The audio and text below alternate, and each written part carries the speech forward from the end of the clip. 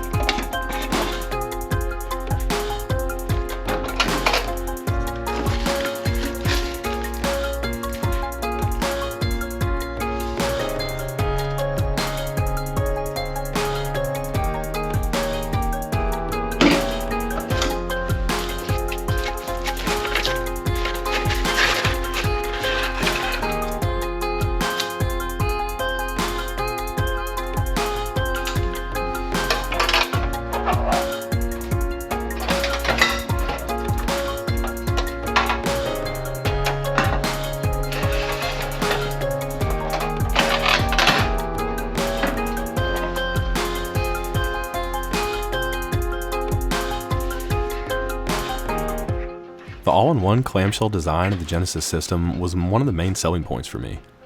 To my knowledge, there's nothing else like it on the market.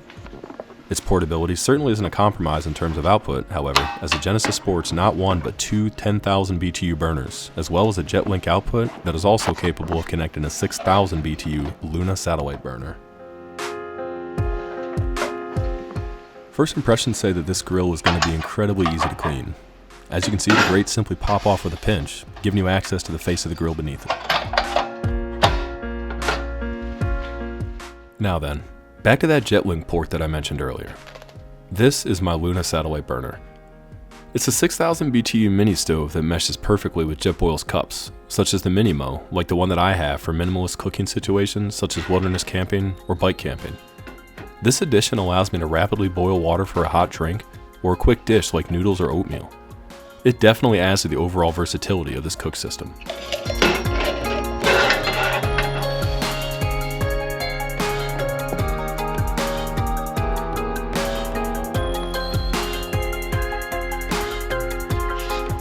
This stove is equipped with an easy starter. Just flick the switch and off it goes. All burners fired up on the first try, and the switches feel very durable and have great feedback. The Genesis system comes with an insane 4 full turns of the valve, giving an overwhelming amount of flame control. Admittedly, the first turn seemed to make a minimal difference, but I am confident that there's a setting for just about everyone here. The Luna satellite burner, despite its size, shows similar indicators of quality to the Genesis system. The starter switch has a very crisp feedback and has no issues lighting things off. This burner has 1.5 turns of control. And as you can see from that last half a turn, it really means business when it's wide open.